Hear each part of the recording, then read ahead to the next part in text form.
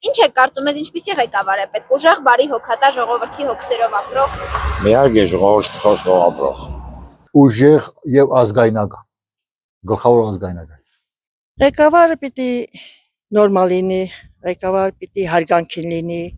ղեկավարը պիտի ժողովրդի հանդեպ սերով լինի։ Նորմալ է։ Դες ցաներ պայմաններում թողո ինգեզ լավ է, ոչ։ Ղեկավարը պետք է նորմալ ղեկավար լինի, որ կարա իր խոստումը կատարի եւ իր երկիրը նորմալ պահի։ Եթե խաբել վար ժողովրդին չի անելու,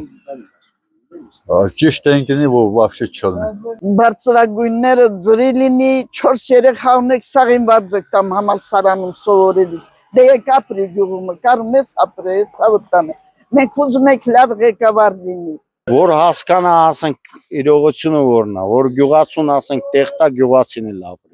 Մեզ պետք է 3 հիմնական գործոն ունեցող ղեկավար, գիտակից, աշխատասեր ու արդար։